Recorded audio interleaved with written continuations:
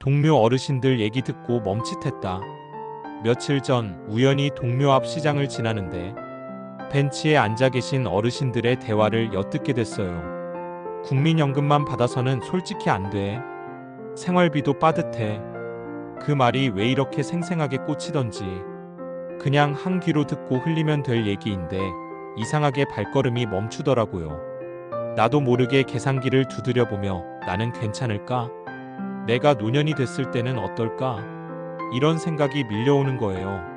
사실 우리 주변에선 은퇴 준비가 언젠가 해야 하는 일 정도로 치부되곤 하지만 동료 어르신들처럼 실제 현실을 살아내고 있는 분들의 이야기엔 단순한 정보 이상의 삶의 무게가 담겨 있잖아요. 생각해보면 은퇴라는 건 단순히 일을 안 하는 시기가 아니라 내 삶을 유지하기 위한 모든 재정건강관계 시스템이 바뀌는 순간이죠.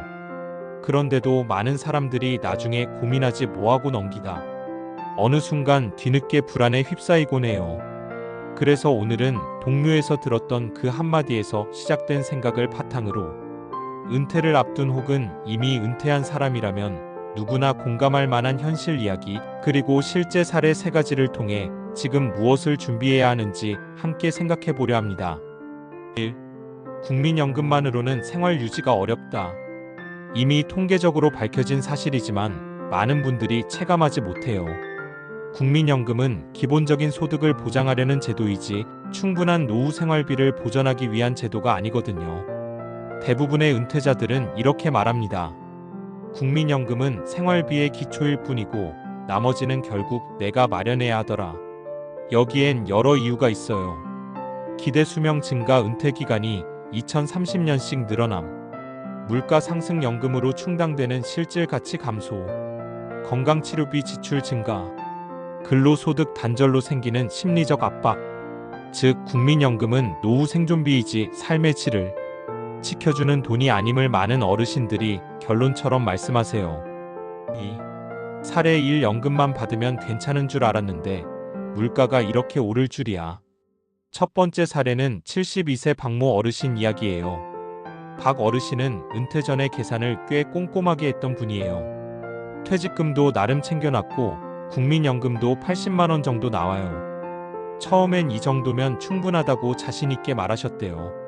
그런데 문제는 물가 상승 속도가 생각보다 훨씬 가파르다는 점이었어요. 65세 때 월 130만 원이면 조촐하게 생활 가능. 72세 현재 같은 수준의 생활비가 170만 원까지 상승. 병원약 값은 2배 가까이 증가. 결국 월 80만 원 국민연금 퇴직금 일부 간간히 아르바이트. 난 근검 절약하니까 괜찮겠지 했던 자신감이 무너짐. 박 어르신이 하신 말이 참 인상적이었어요. 노후에 가장 무서운 건 병보다 물가더라. 은퇴할 땐 굴러갈 줄 알았는데 시간이 갈수록 바퀴가 빠진다. 은퇴 후 돈이 꼭 부족해서가 아니라 돈이 줄어가는 속도와 물가가 오르는 속도의 차이가 불안을 만든다는 걸 체감한 사례죠. 3. 사례 2 70이 넘어도 일하는 게 돈 때문만은 아니라니까? 두 번째는 68세 이모 할머니 사례입니다. 지하철역 근처에서 오전에 청소 일을 하세요. 겉으로 봐도 체력적으로 쉬운 일은 아니에요. 그래서 사람들이 묻는데요. 아휴, 연세도 있으신데 이제 좀 쉬셔도 되지 않아요? 그럴 때마다 이모 할머니는 이렇게 대답한대요. 일에서 버는 돈도 도움이 되지만 그보다 사람이랑 섞여서 사는 게 좋아. 이 말을 듣고 은퇴 준비란 단순히 돈만의 문제가 아니구나 하고 깨달았어요. 이 할머니는 연금이 적진 않지만 은퇴 후 집에만 있으니 시간, 관계, 자존감이 무너지기 시작했다고 해요. 그래서 하루 3시간 일하는 게 이렇게 큰 의미가 있대요. 규칙적인 하루 리듬 유지, 사람들과 인사 나누고 대화하며 관계 유지, 소소하게 버는 돈이 삶에 안정감 부여, 내가 아직 할 수 있는 사람이구나 하는 자존감 회복. 결국 은퇴 후 삶의 질을 지키는 핵심 중 하나는 일할 수 있을 때까지 가볍게라도 일하는 것이라는 걸 보여주는 사례예요. 4. 사례 3 은퇴 후 3년이 가장 위험하단 말 그때 알았어요. 마지막은 60대 초반에 은퇴한 정 씨의 이야기입니다. 이분은 현직 때 꽤 괜찮은 연봉을 받았고 퇴직금도 충분히 쌓아두었어요. 그래서 나는 아무 문제 없겠지 하고 생각하셨대요.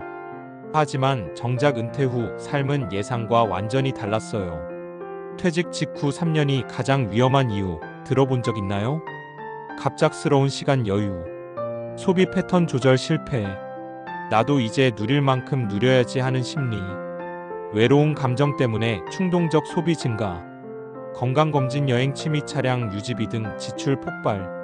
정 씨는 이 3년 동안 그동안 못해봤던 것들을 하며 살아있다는 느낌을 되찾고 싶었다고 해요. 하지만 그 대가가 컸어요. 퇴직금의 절반 이상이 3년 만에 사라졌고 그제야 정신을 차리고 소비를 조절하려 했지만 이미 늦었죠. 정 씨는 말합니다. 노후를 망치는 건 소득이 끊긴 게 아니라 지출이 계획 없이 새는 것이더라. 오, 은퇴 후 삶을 준비할 때 꼭 생각해야 할 세 가지 사례들을 바탕으로 정리해보면 은퇴 준비는 크게 세 분야가 있어요. 재정적 준비 생활비 구조를 최대한 버틸 수 있게 설계, 국민연금, 개인연금 소액이라도 꾸준한 근로소득, 주거비식 비의료비 중심으로 지출 구조 재편, 퇴직금은 여유자금이 아니라 생존자금이라는 마음가짐 필요, 건강관리 몸이 자산이다. 병원비가 노후 지출의 핵심, 운동 식습관이 장기적 재정 절약, 일을 계속하고 싶어도 건강해야 유지 가능, 관계일의 지속 보이지 않는 노후 리스크, 은퇴 후 고립감은 우울 소비 폭증의 원인, 가벼운 일자리라도 유지하면 삶의 리듬 회복, 사랑과 연결되어 있어야 지출도 안정되는 경향. 6. 마무리 지금 준비한다는 건 미래의 나를 구하는 일. 동료 어르신들의 대화는 사실 단순한 넋두리가 아니었어요. 그 말 한마디 한마디가 미래의 나에게 보내는 경고문처럼 들렸죠. 우리는 누구나 나이가 들고 결국은 은퇴라는 현실 앞에 서야 합니다.